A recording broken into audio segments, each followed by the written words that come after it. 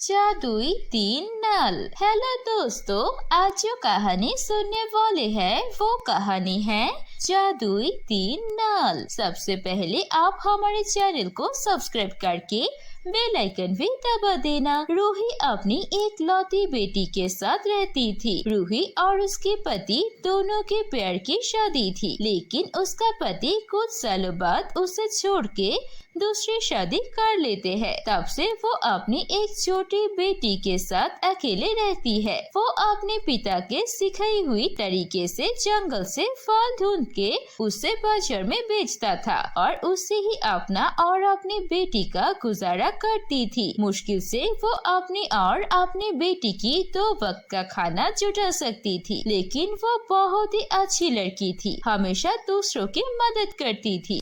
उसके घर के पास एक और औरत रहती थी। उसका नाम था मीना। मीना एक लालची और बुरी औरत थी। वो हमेशा अपने बारे में सोचती थी, कभी भी दूसरों की मदद नहीं करती थी। ऐसे ही दिन जा रहे थे। हर दिन की तरह रूही फल बेचने बाजार जा रही थी।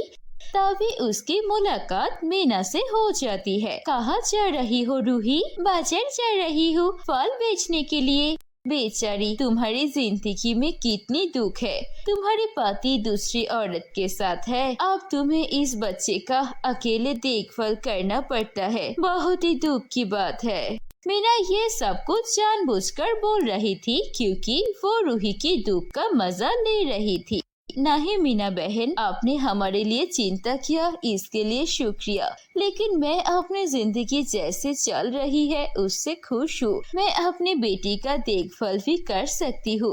अब मैं चलती हूँ, बहुत देर हो चुकी है, बाजार जाना है। ऐसा बोलकर रूही वहाँ से चली जाती है।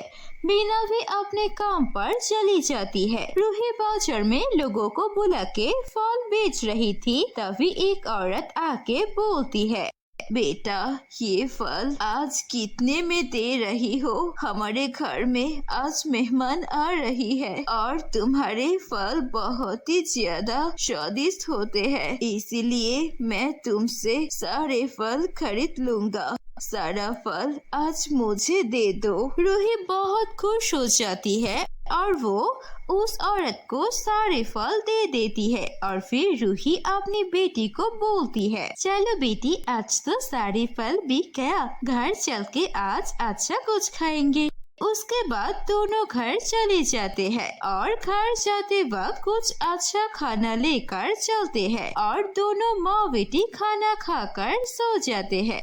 अगले दिन सुबह उठकर फिर से रूही अपनी बेटी के साथ जंगल में फल ढूंढने जाती है। रूही उस दिन बहुत देर तक अच्छा फल ढूंढती है, लेकिन उस जंगल में कोई भी अच्छा फल नहीं मिलता है, जिस कारण उसे बहुत दुख होता है। वो कुछ देर चलती है, तभी उसकी बेटी बोलती है, माँ, मुझे बहुत ज्यादा भूख लगी है और प्यास भी लगी है, कुछ पानी पिला दो और नहीं चला जा सकता। बस बेटा, और कुछ दूर जाते हैं। अगर फल नहीं मिला तो आज घर वापस जाएंगे। अगर फल नहीं मिलेगा तो घर जाकर क्या खाएंगे? कुछ देर और कोशिश करके देखती है, दूर उधर कोई पानी है क्या? अगर पानी मिलेगा तो मुझे पानी पिलाना। ऐसे ही वो दोनों चल रही थी, तभी उन दोनों को दिखाई देता है एक छोटी सी झोपड़ी। वो दोनों उस झोपड़ी के अंदर जाती है तो उन्हें एक बूढ़ी औरत दिखाई देती है। वो अपने छोटे से घर में बहुत ही ज्यादा बीमार हालत में थी। ये देखकर उन दोनों को बहुत ही बुरा लगता है। बेटा, ये बूढ़ी अम्मा जी तो बहुत ही ज्यादा बीमार है, चलो हम दोनों इनका कुछ सेवा जत्न करते हैं, उन्हें कुछ पका के खिला देते हैं, उसके बाद हम चले जाएंगे। उस बूढ़ी औरत के घर में जो भी कुछ था उसी से कुछ खाना बनाकर उस बूढ़ी औरत को खिलाती है। कुछ देर बाद बूढ़ी औरत थोड़ा सा अच्छा महसूस करती है और फिर बोलती है, तुम दोनों का बहुत बहुत शुक्रिया। मैंने आज 2 दिन से कुछ नहीं खाया था। इतना ज्यादा बीमार हूँ कि मुझे खाना पकाना भी नहीं आ रहा रहा था, लेकिन तुमने अनजान होते हुए एक बूढ़ी औरत की मदद की। तुम दोनों की इस साफ दिल की वजह से मैं तुम्हें कुछ बताना चाहती हूँ। यहाँ से कुछ देर पश्चिम में जाओगे तो तुम्हें वहाँ पर 3 नल मिलेगा। वो तीनों नल जादुई है और वो सिर्फ अच्छे लोगों की मदद करते हैं। अगर तुम वहाँ पर जाओगे तो वो नल जरूर तुम्हारी मदद करेगा। ये सुनने के बाद रूही खुश होकर उस बूढ़ी औरत को धन्यवाद देके वो तीनों नल को ढूंढने के लिए पश्चिम की तरफ निकल जाती है। रूही और उसकी बेटी दोनों ही पश्चिम की तरफ जाते हैं। बहुत दूर जाने के बाद उन्हें जो जादुई 3 नल दिखाई देते हैं जो बहुत ही ज्यादा पुराना लग रहा था। ये देखकर रूही की बेटी बोलती है, अरे माँ, उस बूढ़ी औरत ने कहा था वो 3 नल जादुई है, लेकिन ये सारे नल तो बहुत ही ज्यादा पुराना लग रहा है। ये जादुई कैसे हो सकते हैं? तभी उन जादुई नल से आवाज आती है, हाँ, हम जादुई है। किसी को हमारी जादुई शक्ति के बारे में पता न चले,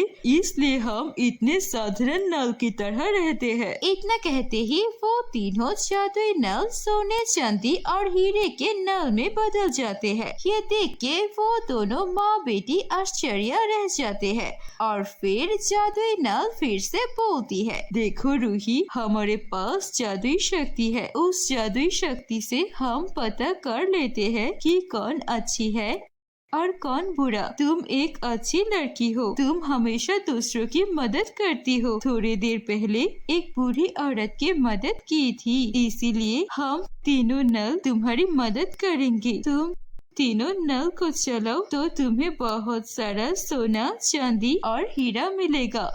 ये सुनने के बाद रूही बहुत ज्यादा खुश होती है और वो एक एक करके तीनों नल को चलाती है। पहले नल चलाती है, उसे बहुत सारे सोने के सिक्के मिलते हैं और जब तीसरी नल चलाती है तो उसे बहुत सारे हीरे मिलते हैं। वो खुशी होकर उन तीनों नल को धन्यवाद देके वहाँ से सारे सोने, चांदी और हीरे लेकर घर वापस आ जाती है। घर आने के बाद वो सोना, चांदी और हीरा को बाजार में लेकर बेचती है। उसे बहुत सारे पैसे मिलते हैं। उसी पैसों से वो अपने लिए एक बहुत बड़ा घर बना लेता है और फिर खुशी से अपनी बेटी के साथ रहने लगते हैं। ये सब देखकर मीना को बहुत जलन होती है और मीना सोचती है, अरे रूही तो 2 दिन पहले भी फल बेचा करती थी, कितनी करीब थी, आज अचानक इतनी अमीर कैसे बन गई? मुझे पता लगाना ही पड़ेगा। उसके बाद मीना एक दिन रूही के घर जाती है और उससे पूछती है, रूही, तुम इतने ज्यादा अमीर कैसे बन गई हो? तुम तो 2 दिन पहले भी फल बेचती थी। अपने अमीर होने का राज तुम क्या अपनी पड़ोसी को नहीं बताओगे? रूही का मन साफ था, इसीलिए वो मीना को उन 3 जादुई नल के बारे में बता देती है। ये सुनने के बाद मीना के मन में लालच आ जाता है। मीना के पास सब कुछ था। उसके पास एक अच्छा पति था, वो बहुत अच्छा कमाता था, उसे न ही कोई चीज की कमी थी। लेकिन फिर भी वो लालच में आकर इस जंगल में वो तीनों नल के पास चली जाती है। वो तीनों नल मीना को देखकर समझ जाते हैं ये एक लालची औरत है। जब मीना वो जादुई तीनों नल को चलाने लगती है, तभी उस नल से सोने, चांदी और हीरे के बदले में बहुत सारा कीड़े मकोड़े निकलने लगते हैं। ये देखकर मीना घबरा के वहाँ से भाग जाती है। उसके बाद से जब भी कोई अच्छा इंसान उस जादुई 3 नल के पास जाता था तो उन्हें जादुई 3 नल मदद करता था। अच्छे लोगों को सोना, चांदी, हीरा मिलता था, लेकिन जब भी कोई बुरा दिल का इंसान वहाँ पर जाता था तो उन्हें कीड़े मकोड़े काट लेते थे। दोस्तों, कैसी लगी आपको हमारी ये कहानी? कहानी अच्छी लगी है तो इसे लाइक कीजिए, कमेंट करके हमें बताइए आपको कहानी कैसी लगी और अपने दोस्तों के साथ भी शेयर कीजिए ये कहानी। अगर ऐसी और कहानी देखनी है तो प्लीज सब्सक्राइब कीजिए हमारे चैनल पर। हम ऐसे मजेदार कहानियाँ और लाएंगे। धन्यवाद।